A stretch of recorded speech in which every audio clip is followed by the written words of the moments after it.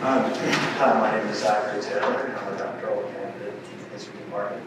And my project looks at U.S.-Vietnamese relations after the Vietnam War, particularly how the United States and Vietnam established diplomatic ties between the years of 1975 and 1995. And I chose this topic for two reasons. The first is because I feel that this is an underexamined period of U.S.-Vietnamese history compared to the Vietnam War. And also because I believe this can be a case study to show how two countries can establish diplomatic relations.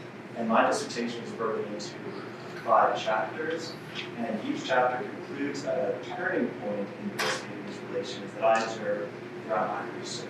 So chapter 1 is from the end of Gerald Ford's presidency to the first half of Jimmy Carter's, and the pivot point there is when Vietnam invaded Cambodia at the end of 1978.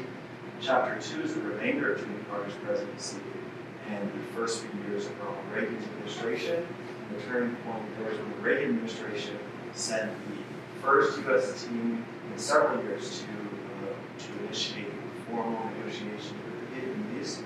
Chapter 3 occurs in the middle of Ronald Reagan's presidency, and the turning point there is when Vietnam enacted Doi Moi renovation, when Vietnamese begin to transition from a command economy to a market economy, as well as diversify their foreign relations. Chapter 4 occurs from the end of Ronald Reagan's presidency to the first few years of George H.W. Bush's administration.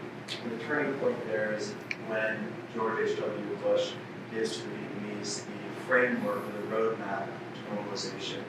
And chapter 5 occurs from the end of George H.W. Bush's administration to the middle of Bill Clinton's presidency. And of course, that concludes with the United States and Vietnam announcing in July 1995 that they will reestablish diplomatic ties.